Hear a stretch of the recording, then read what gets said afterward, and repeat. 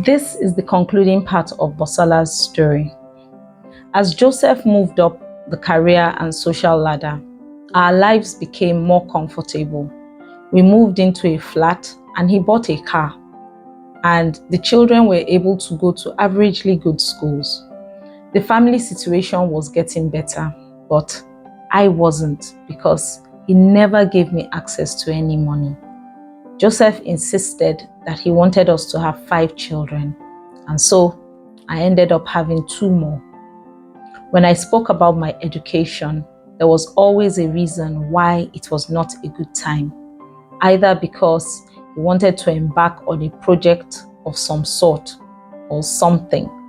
There was always something. I always had to spend the money I had made to take care of the smaller things, as he called them, while he took care of the big things like rent, building, school fees, and the car. I was responsible for feeding and other daily expenses, and so I hardly ever had any cash. The car and building project were in his name, and I felt it did not matter because it was for us. I did not drive anyway, so I used public transport while he drove the car. And then the philandering started. He did not do it to my face, but the signs were there and I could see it. And when I tried to speak with him, at first he denied it, and then he dismissed them as meaningless flings and affairs, until a colleague of his got pregnant for him, and he came home to tell me that he planned to marry her. By this time, our last child was 5 and the first was 15. I was 34. We had moved into the house he built, and he planned to bring her in when they got married. I went to a magistrate court to get advice, and that was when I was told that because he never married me legally, I had no recourse to claim property, especially since my name was not on anything. He would have to take care of the children we had together, but that was all. I almost ran crazy in that period.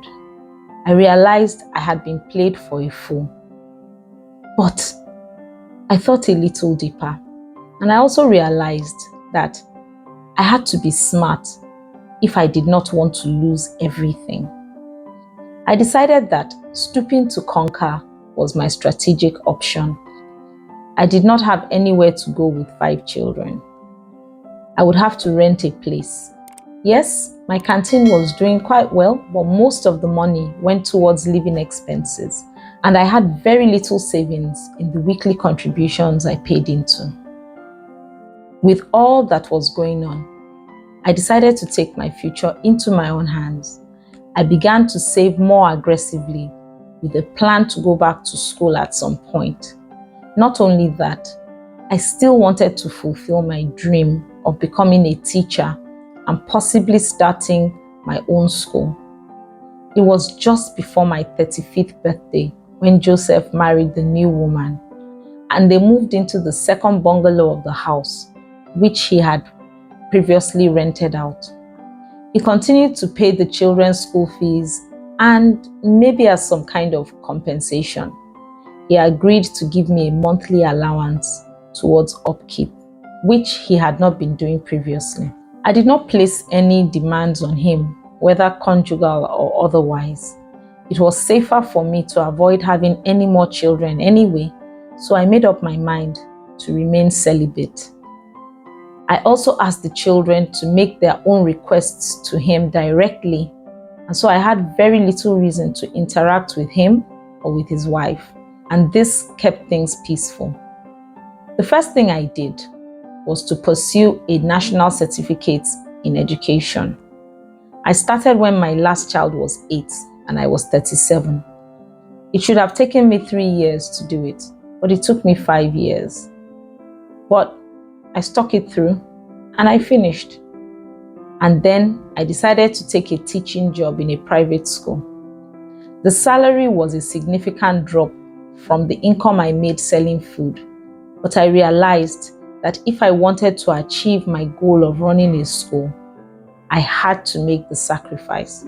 Joseph was supporting us with his upkeep, and so I only had to take care of my own expenses. I had been working for 2 years when I encountered a major crisis. I had 3 daughters, my first, my second, and last children, and 2 sons, the third and the fourth children. My younger son fell ill suddenly and died of cerebral malaria in less than 2 weeks. My world stopped momentarily. This was by far the most traumatic experience I had faced in my life. I thought nothing could hurt me more than Joseph's betrayal, but this almost took the life out of me. I stopped working, but I had to be strong for my other children. Eventually, I had to find the strength to get back up and resume my job, but it was hard. I joined an online group for parents who had lost young children, and that was when I found some purpose in my pain. I decided to take a counseling course, and it opened me up to a new world of opportunities and possibilities. The counseling certificate took me 6 months to complete, and I started to offer counsel to people who had lost children and also to women who had experienced spousal betrayal. I did this mostly online because I wanted to be covert about it. If there was one thing I discovered after my experience with Joseph's betrayal, it was that I had allowed myself to be too secluded from the world. There was so much going on around me, but I was living in a cocoon with very little meaningful external interaction. I had even stopped going to church, though my aunt was a very committed Christian and had taken me along with her, just because Joseph was not interested. In going through the experience with him, however, I resumed church and I found meaning in my faith again. I also took my children with me on that journey. To lose my son after that almost made me question the validity of my faith in God. But being able to help others made me realize that the world is much bigger than me and my experiences. Counseling others gave me hope. And when I went back to teaching, I went with a passion that I did not have before the incident. I took several short courses over the next 5 years in Montessori and different aspects of education while I was working and saving up towards starting my own school, which I did on my 44th birthday. It was a defining moment for me, but it was a natural progression from the work I had been doing. I still dreamed of getting my degree, but I was engrossed in all I was already doing.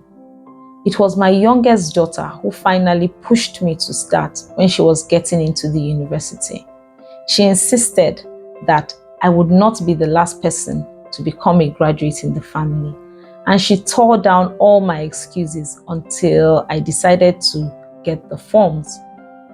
We got into school at the same time, though I took the part-time route, which added an extra year to my 3 years. So I spent 4 years, and we graduated together as well. It was the crowning moment of my life. It took me 35 years, but I made it.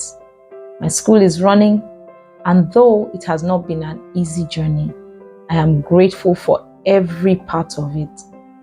With all my children having graduated and 2 being married, I am opening myself up to love again.